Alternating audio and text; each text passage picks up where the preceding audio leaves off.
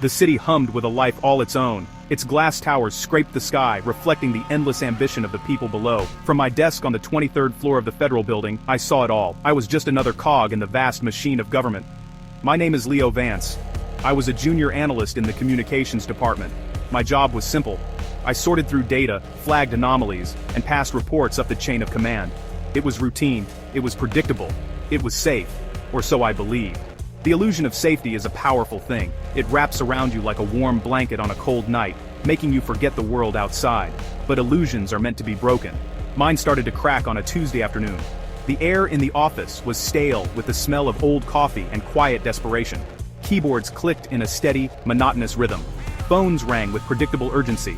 I was just another face in a sea of faces. Another patriot serving my country from the quiet confines of a cubicle. Life was measured in spreadsheets and deadlines. I never asked for more. I never imagined I would be thrust into a world where the stakes were not just careers, but lives. A world where the truth was a commodity to be bought, sold, and buried. The political landscape was tense. Elections were approaching. Two titans were locked in a fierce battle for the nation's soul. On one side, you had President Sterling, a man of tradition and power, his roots dug deep into the establishment. On the other, Governor Thorne, a charismatic outsider promising radical change. The polls were tight. The nation held its breath. Every news cycle was a storm of accusations and promises. I watched it all from the sidelines, a spectator, to the grand theater of democracy.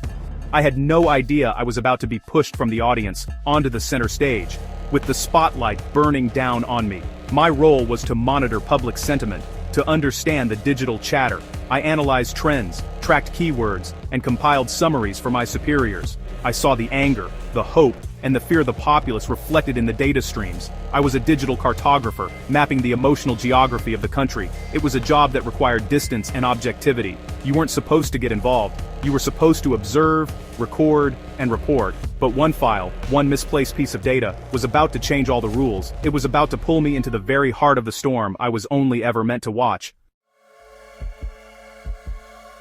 It began with a single encrypted file. It was buried deep within a server I was supposed to be archiving. The file was mislabeled. An administrative error, Project Nightingale, it was called. Curiosity is a dangerous impulse in a place like this, but I couldn't resist. I ran the decryption sequence, my heart pounding a little faster than usual. I expected budget projections or old press releases. What I found was something else entirely. It was a transcript, a conversation between two high-ranking officials. Their names were redacted, but their voices were cold, calculated, and clear. They were discussing a plan.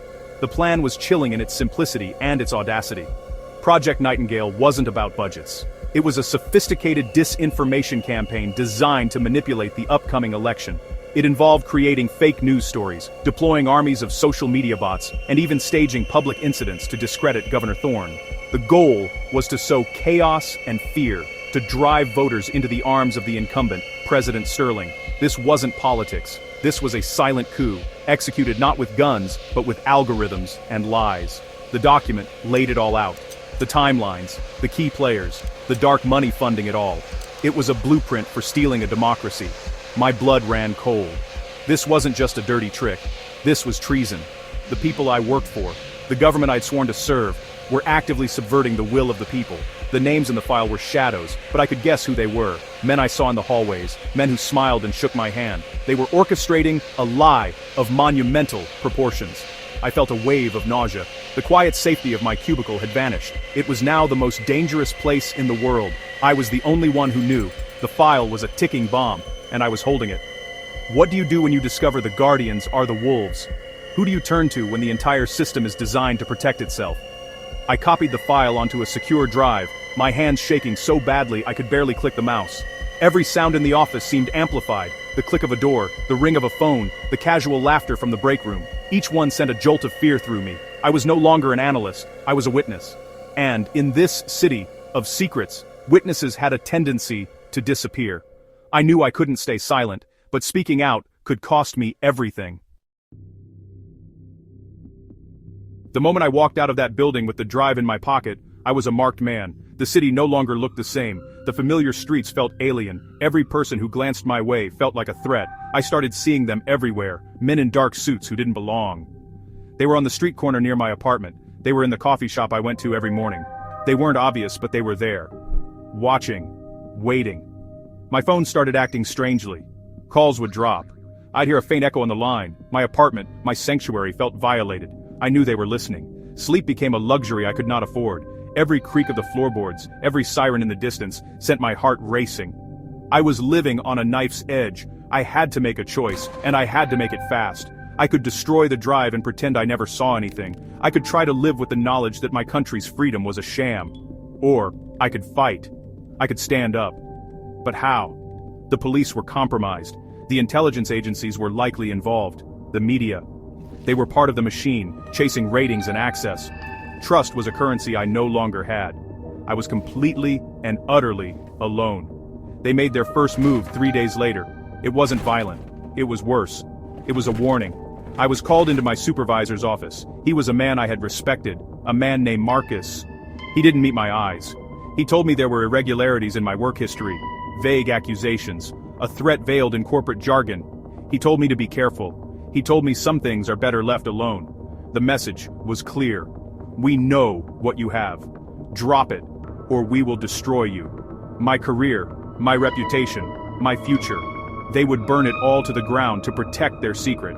That night, they broke into my apartment. They didn't take anything of value. They just moved things. A book placed on a different shelf. A photograph turned face down. A single, chilling message left on my laptop screen. We can get to you anytime. The fear was suffocating. It was a promise. They were showing me how powerless I was. They wanted me to break. But they miscalculated. They thought fear would make me compliant. Instead, it forged a resolve I never knew I had. They had taken my safety. They had taken my peace. I would not let them take my country's future too. I had one last option, one desperate, long shot. Her name was Julia Rain. She was a journalist, an old-school investigative reporter who had been pushed to the fringes of the mainstream media for being too aggressive, too unwilling to play the game. She ran an independent news site, a small beacon of truth in an ocean of noise. If anyone would have the courage to run this story, it was her. Finding a way to contact her without being traced was my next impossible task. I used a series of public libraries, burner phones, and encrypted messaging apps. It felt like something out of a spy movie, but my life had become one. We met at midnight, under a bridge on the industrial side of town. The air smelled of river water and rust. Julia was sharp, skeptical, her eyes missing nothing. She listened to my story without interruption, her expression unreadable. I thought she was going to dismiss me as another conspiracy theorist. When I finished, I handed her the drive.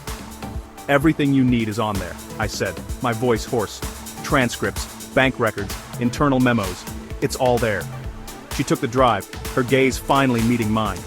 If this is real, she said slowly, you've just started a war. I knew she was right. The next 24 hours were the longest of my life. I was in hiding, moving between hourly motels, watching the clock tick down. Julia and her small team were working around the clock, verifying every piece of information on the drive. The powers that be were hunting for me, I knew it. They were getting closer, I could feel it. The noose was tightening, but all I could do was wait, and trust that I had made the right choice. Trust in a stranger to risk her life for the truth. It was a monumental leap of faith. The fate of the election, and perhaps the nation itself, rested on that single encrypted drive. Then it happened, at 8 o'clock in the evening, just as the network news began their primetime coverage, Julia Rain went live. Her broadcast hijacked a small corner of the internet, but words spread like fire. We have a breaking story tonight, she began, her voice steady and strong. A story about a conspiracy at the highest levels of our government. It's called Project Nightingale. She didn't just report the story, she showed them the proof, the transcripts, the bank records. My evidence. Sitting in a dark motel room, watching her on a cheap laptop, I knew there was no going back. The truth was out, the war had begun, and I had fired the first shot.